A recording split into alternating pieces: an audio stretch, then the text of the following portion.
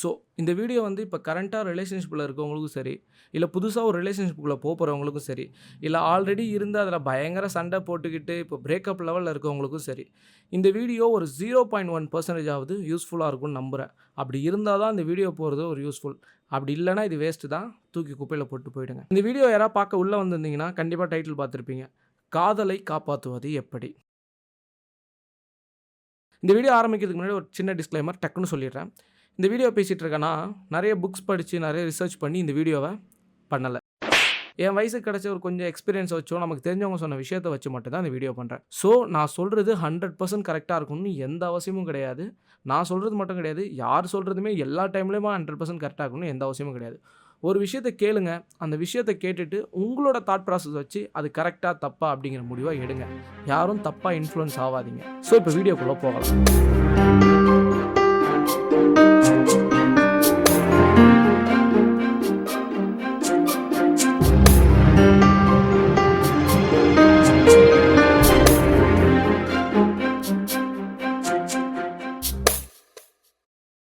காதலை காப்பாற்றுவது எப்படி? இந்த டைட்டிலே ஒரு மாரி தப்பா இருக்கே! ஆமா. அதாவது காதல வந்து இப்ப காப்பாத்துற அளவுக்கு போயிடுச்சா? அப்படிங்கிற மாரி தான் நமக்கும் கொஸ்டின் மார்க் வரும். முன்னலாம் லவ் பண்ணா, முன்னாடி பின்னாடிலாம் இல்ல. சில லவ்லாம் வந்து பண்ணா அது பாட்டுலும் போயிட்டு இருக்குமே! அது யாரும் காப்பாத்தணும்னு அவசியம்லாம் இல்லையே! இப்ப வந்து லவ்வ காப்பாத்துறது எப்படின்னு வீடியோ போட்டு, அத நான் கத்துக்கிட்டு தான் லவ்வ பண்ணணுமா? அப்படிங்கிற மாரி கொஸ்டின் எல்லாருக்குமே இருக்குதான். ஸோ நமக்கு தெரிஞ்சவங்க, நம்ம ஃப்ரெண்ட்ஸ் எல்லார்கிட்டயும் வந்து கேட்கிறப்போ, அவங்க என்ன சொல்றாங்கன்னா, லவ் பண்ண ஆரம்பிச்சு முதல் 1 வருஷம், 2 வருஷம்லாம் வந்து செம்ம ஜாலியா இருக்கு. இந்த 3வது வருஷம், 4வது வருஷம்லாம் வர்றப்போ வந்து பயங்கர சண்டை. நம்ம இவங்கள தான் லவ் பண்ணோமா? அப்படிங்கிற மாரி நமக்கு தோணும். ஏன்டா லவ் பண்ணோம்? அப்படிங்கிற லெவலுக்கு தோணும் அப்படிங்கிற மாரி சொல்றாங்க. அதெல்லாம் கேட்டு எனக்கு பயங்கர ஷாக்கா தான் இருக்கு. அதெல்லாம் ஏன் அப்படின்னு சொல்லிட்டு கேட்கிறப்போ, அவங்க சொல்றது different type of opinion, character ஒத்து போகல அப்படிங்கிற மாரி சொல்றாங்க. அப்ப நீங்க லவ் பண்ணீங்களே அந்த ஃபர்ஸ்ட், அப்ப நீங்க எத பார்த்து லவ் பண்ணீங்க அப்படின்னு சொல்லிட்டு கேட்கிறப்போ, கேரக்டர் பார்த்து தான் அப்படிங்கிறாங்க. ஸோ அப்போ ஒத்து போன கேரக்டர் இப்ப ஏன் ஒத்து போகல அப்படின்னு சொல்லி கேட்கிறப்போ, அதுக்குள்ள நெறைய விஷயங்கள் இருக்கு. ஆனா அந்த எல்லாத்தையும் நம்மளால பேச முடியாது. பட் அந்த விஷயங்களுக்கெல்லாம் வந்து ஒரு ஹெட் மாரி இருக்கும்ல. அப்படி ஒரு 4 பாயிண்ட்டோ, 5 பாயிண்ட்டோ ஹைலைட்ஸா ஒண்ணு தெரியுது. இந்த 5 பாயிண்ட்ஸோ, இந்த 4 பாயிண்ட்ட வந்து நம்ம சரி பண்ணா, உள்ளுக்குள்ள இருக்கிற சின்ன சின்ன விஷயங்கள் சரியாயிடும் அப்படின்னு நான் நெனைக்கிறேன். So first point past. நம்ம லவ் பண்ண ஆரம்பிச்ச புதுசுல நம்மளோட லவ்வ 100% குடுக்கணும்னு சொல்லிட்டு, நம்ம என்ன பண்ணுவோம்னா, நம்மளோட பாஸ்ட்ட வந்து ஷேர் பண்ணுவோம். பாஸ்ட்ட ஷேர் பண்றதுல என்ன தப்பு? கண்டிப்பா பாஸ்ட்ட ஷேர் பண்றதுல எந்த தப்பும் கிடையாது.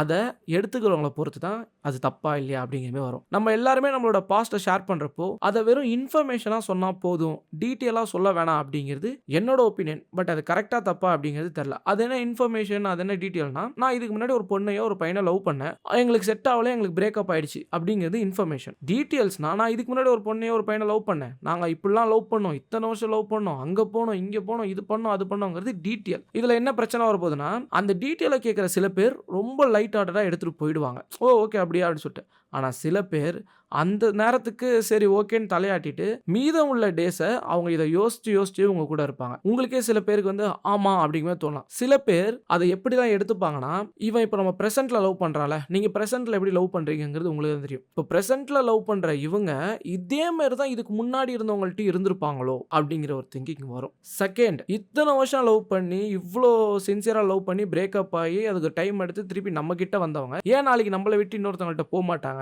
இப்படிங்கிற மாரி வரும். தேர்ட், எப்படி பார்த்தாலும் இவங்க நமக்கு ஃபர்ஸ்ட் இல்ல அப்படிங்கிற மாரி விஷயம் வரும். அது என்னடா குழந்தைத்தனமா வந்து ஃபர்ஸ்ட் இல்ல, செகண்ட் இல்ல அப்படின்னு சொல்லிட்டு கேட்டீங்கன்னா, நம்ம அவங்கள தப்பு சொல்ல முடியாது. ஏன்னா அவங்க வந்து வளர்ந்த சூழ்நிலையோ இல்ல பார்த்த விஷயங்களோ அப்படி இருக்கலாம். சில பேர் வந்து நேச்சுரலாவே வந்து எனக்கு தான் அது ஃபர்ஸ்ட் இருந்திருக்கணும்.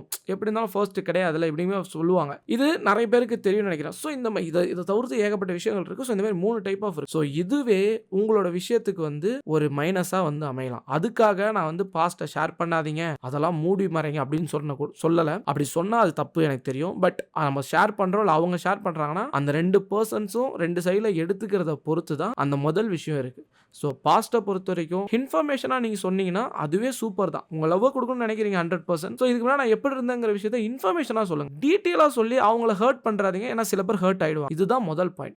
Second point possessiveness. இந்த பொசசிவ்னஸை பொறுத்த வரைக்கும் எல்லாமே வந்து அளவா இருந்தா ரொம்ப சூப்பரா அழகா இருக்கும். அது திகட்ட கொடுத்தோம்னா நமக்கு ஒரு கட்டத்துக்கு அப்புறம் ஏன்டா அப்படிங்கிற மாதிரி ஃபீல் ஆயிடும். ஸோ அந்த மாதிரி தான் இந்த பொசசிவ்னஸ். இந்த பொசசிவ்னஸ் வந்து யார்கிட்ட இருக்கும்னா உண்மையாவே உங்களை ரொம்ப லவ் பண்றாங்க அப்படின்னு உங்கள்கிட்ட இருக்கும். அதுக்காக பொசசிவ்னஸ் இல்லாதவங்கள நான் அப்படி சொல்ல வரல. லைக் அவங்களுக்கு லவ் இல்லை அப்படின்னு சொல்ல வரல. மேபி அவங்க டைம் நிறைய ஸ்பெண்ட் பண்ணுறவங்களா இருக்கலாம், இல்லை அதுக்குள்ளே போகிறது அந்த பொசசிவ்னஸ்குள்ளே போகிறதுக்கு டைம் இல்லாதவங்களா இருக்கலாம். ஸோ அதனால சில பேர் அதுக்குள்ளே போக மாட்டாங்க.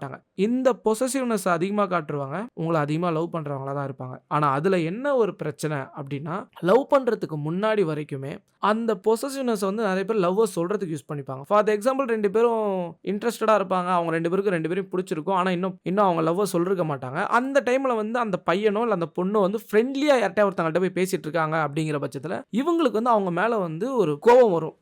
அது எப்படி நீ வந்து அவகிட்ட போய் பேசலாம், அவங்கிட்ட பேசலாம் அப்படிங்கிற வரும். அது ரொம்ப அழகாகவே இருக்கும் நமக்கு. அதனால நம்ம என்ன பண்ணுவோம்னா, அது நல்லா இருக்கே, நம்மக்கிட்டலாம் வந்து சண்டை போடுறாங்களே, லைக் நம்மளையும் ஒரு பொண்ணுக்கு பிடிச்சிருக்கு, நம்மளையும் ஒரு பையனுக்கு பிடிச்சிருக்கு, நம்ம இன்னொருத்தவங்கள்ட்ட பேசுறதுக்கு வந்து சண்டை போடுறாங்களேங்கிற மாதிரி நம்ம என்ஜாய் பண்ணுவோம். அதை என்ஜாய் பண்ணுறது அத்தோட ஸ்டாப் பண்ணிவிட்டு அதுக்கப்புறம் நம்ம அதை கரெக்ட் பண்ணிக்கிட்டா ஓகே.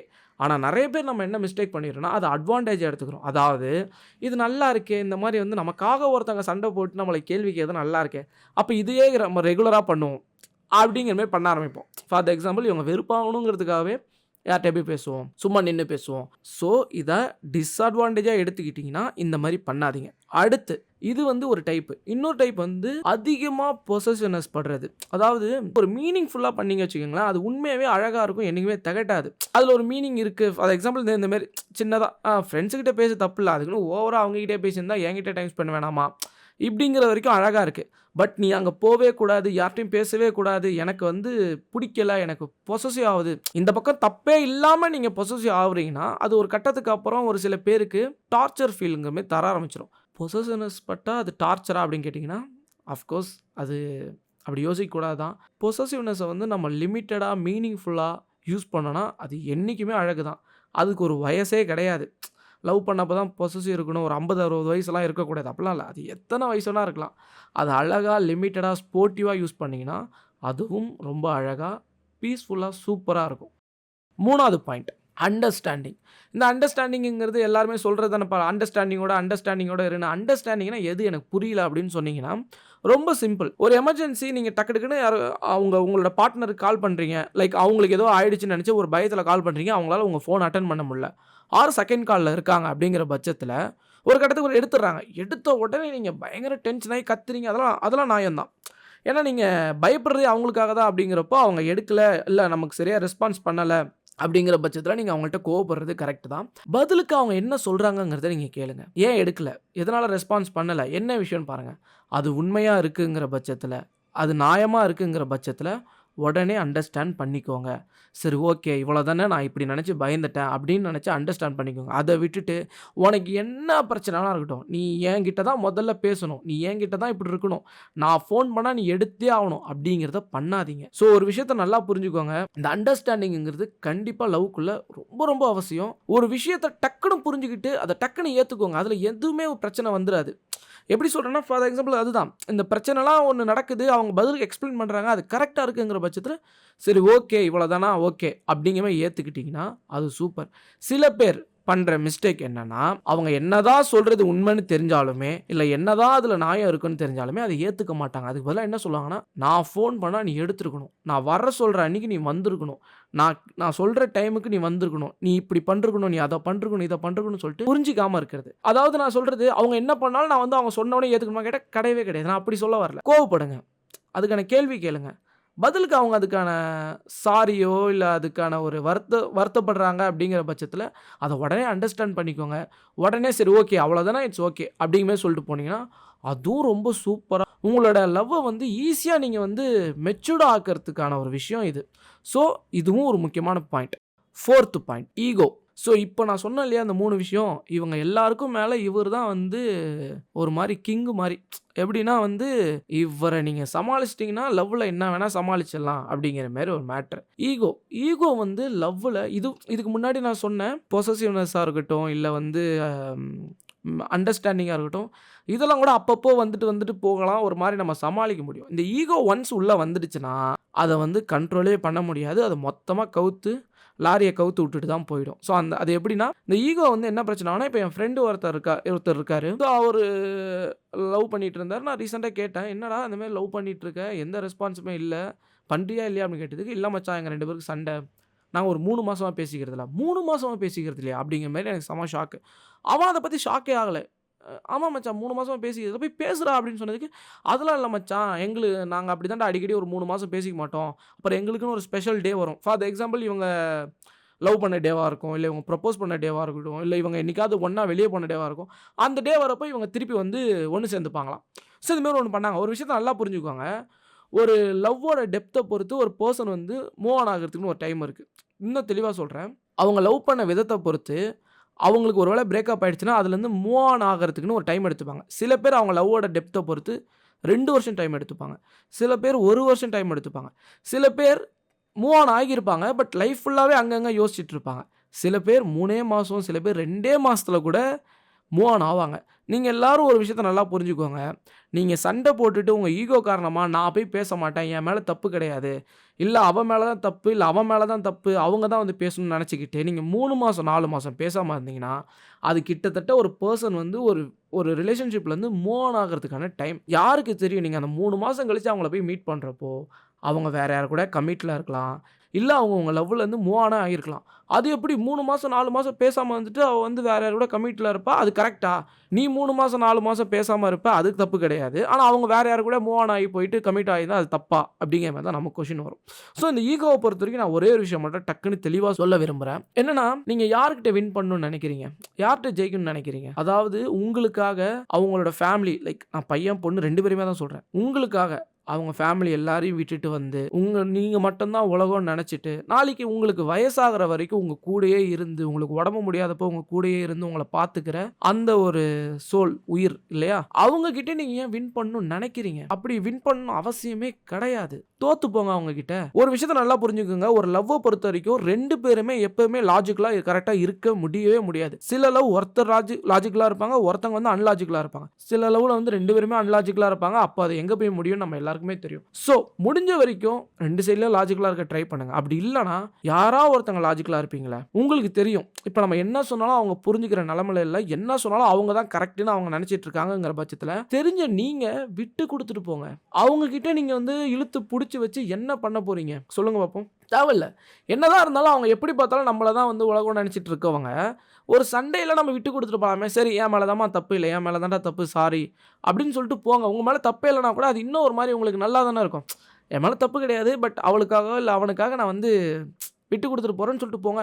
சார் நான் இப்படியே விட்டு குடுத்துட்டு போவேன். அது கடைசி வரைக்கும் கன்டின்யூ ஆயிடுச்சுன்னா, அது நம்ம கையில தான் இருக்கு. சில டைம் நம்ம புரிய வைக்கணும். சில டைம் நம்ம பொறுமையா எடுத்து புரிய வைக்கணும். புரிய வச்சுமே அவங்க புரிஞ்சுக்கல அப்படிங்கிற பட்சத்தில, அதுவும் நம்ம கையில கிடையாது. நம்மளால விட்டு குடுத்து போக முடியும். அத புரிய வைக்க முடியும். சமாதானப்படுத்த முடியும். இந்த மாரி எல்லா முயற்சிகளுமே பண்ணிட்டு, ஒரு கட்டத்துக்கு அப்புறமும் அவங்க எதுவுமே இதுக்கான விஷயங்கள் முயற்சி கூட இதுக்கான எதுவுமே எடுக்கலங்கிற பட்சத்தில, அது நெகட்டிவா தான் போய் முடியும். அது 2 பேர் சைட்லயுமே 2 பேருமே இருந்தா மட்டும் தான் அது முடியும். ஸோ அந்த வகையில ஈகோவ காட்டாதீங்க. லவ்ல மட்டும் கிடையாது. இந்த உலகத்துல எந்த விஷயத்திலயுமே பிரச்சனை இல்லாம இருக்காது. லவ்ல சண்டை வந்தா தாங்க அது லவ்வே. அதுக்குன்னு சண்டை போடாதவங்கள நான் லவ் இல்லன்னு சொல்ல வரல. சண்டை போடாம ஒரு லவ் இருக்குன்னா அது சூப்பர் தான். ஆனா அத விட பெனிஃபிட்ஸ் எதுல இருக்கும்னா, அந்த சண்டை போடுற லவ்ல தான் இருக்கும். ஏன்னா ஒரு ஒரு வாட்டியும் அவங்க சண்டை போடுறப்போ, அவங்க கருத்து வேறுபாடு வரப்போ, அவங்களோட மிஸ்டேக்ஸ அவங்களே வந்து பேசி சரி பண்ணிக்கிற முடியும். அந்த ஒரு ப்ளஸ் பாயிண்ட் வந்து இதில தான் இருக்கு. அத விட. ஸோ சண்டை வரும். சண்டை போடுங்க. கருத்த வந்து ஷேர் பண்ணிக்கோங்க. என்ன பிரச்சனைன்னு பேசி முடிவெடுங்க. அதுக்கப்புறம் உங்க கோவம் தீர்ற வரைக்கும் 1 ஹார், 2 ஹார், 3 ஹார் இல்ல 1 டே. அப்பவுமே வந்து சொல்லிக்காமலாம் பேசிக்காம இருக்கீங்க. எனக்கு கொஞ்சம் டைம் வேணும். நான் கொஞ்சம் கோவத்த குறைச்சுக்கிறேன். அதிலயுமே ஒரு அண்டர்ஸ்டாண்டிங்கோட இருந்தீங்கன்னா, அந்த கோவம் போனதுக்கப்புறம் நீங்க போய் சமாதானப்படுத்துங்க. என்ன ஆயிட போகுது? எண்ட் ஆஃப் த டே என்னதான் இருந்தாலும் அவங்க உங்கள மட்டும் தான் உலகம்னு நெனச்சுட்டு உங்க கூட தான் இருப்பாங்க. அப்படிப்பட்ட பெர்சன்ட்ட நம்ம எதுவுமே வின் பண்ணணும் அவசியம் கிடையாது. அதுக்குன்னு ஒரு வாட்டி நான் தோத்துட்டு இருக்கணுமா? அப்படி அவசியம் கிடையாது. அதான் நான் சொல்றேன்ல, டெஃபினட்டா நீங்க இத ட்ரை பண்ணீங்கன்னா, அந்த சைட்லேருந்து ஒரு ரெஸ்பான்ஸ் வரும். அப்படி வரலன்னா அது நெகட்டிவா தான் முடியும். ஸோ அது உங்க மிஸ்டேக் கிடையாது. நீங்க கரெக்ட்டான பெர்சன் நெனச்சு தான் தேர்ந்தெடுத்திருப்பீங்க. பட் அது தப்பா போகுங்கிறதுல ஒண்ணும் இல்ல. ஆனா ஈகோவ நீங்க வச்சுக்கக்கூடாது. ஈகோ ஒரு லவ்வுக்கு தேவையே இல்லாத விஷயம். ஒரு லவ்வுக்கு என்னென்னலாம் தேவையோ, அது எல்லாத்தையும் நீங்க வச்சுக்கிறீங்கன்னா, லவ்வுக்கு தேவையே இல்லாத முதல் விஷயம் இந்த ஈகோ. இது இருக்கவே கூடாது. ஸோ இதுவும் ஒரு பாயிண்ட். ஸோ இப்ப நான் சொன்னதெல்லாம் கரெக்ட்டு தான் அப்படின்னு உங்களுக்கு தோணுச்சு, இல்ல கரெக்ட்டு தான் நீங்களும் யோசிக்கிறீங்கன்னா, அத வந்து உங்க லைஃப்ல அப்ளை பண்ணுங்க. இல்ல இதில 2, 3 விஷயங்கள் தப்பா இருக்கு. இது அவ்வளோ சரியா இல்ல அப்படிங்கிற பட்சத்தில, ப்ளீஸ் அத சொல்லுங்க. எல்லாருமே தெரிஞ்சுப்போம். ஏன்னா, இது முழுக்க முழுக்க ஒரு டிஸ்கஷன் வீடியோ தான். இந்த வீடியோ மூலமா என்ன யூஸ் இருக்கு அப்படின்னா, தெரிஞ்சுக்கிறது தான். வேற ஒண்ணும் கிடையாது. வேற என்ன நான் என்ன பெரிய ஆளா இத பத்தி பெருசா பேசுறதுக்கு. அந்த விஷயங்கள பத்தி தெரிஞ்சுக்கலாம். தெரியாத 4, 5 பேர் நம்ம புரிஞ்சுக்கலாம். ஸோ, இப்ப நான் சொன்ன பாயிண்ட்ஸ்லாம் வந்து ஆகா, ஓஹோன்னு சொல்ற பாயிண்ட்லாம் இல்ல. எல்லாருக்குமே தெரிஞ்ச பாயிண்ட்ஸ் தான். அந்த லவ் பிரேக்கப் ஆன நெறைய பேருக்கு இந்த பாயிண்ட்ஸ்லாம் தெரிஞ்சிருக்கும். ஏன்னா, அவங்க அந்த எக்ஸ்பீரியன்ஸ்ல ஆட்டோமேட்டிக்கா வந்து இதெல்லாம் புரிஞ்சுப்பாங்க, தெரிஞ்சிருந்திருப்பாங்க. ஸோ, தெரியாத ஒரு சில பேருக்கு இதில ஏதாவது ஒரு யூஸ்ஃபுல் இருந்துருந்துச்சுன்னா ரொம்ப சந்தோஷம். ஸோ, முடிக்கிறப்பயும் நான் இதே சொல்றேன். நான் சொல்றது எல்லாமே வந்து 100% கரெக்ட்டா இருக்கணும்னு எந்த அவசியமும் கிடையாது. இது ஒரு டிஸ்கஷன் வீடியோ தான். நீங்க யோசிச்சு முடிவெடுங்க.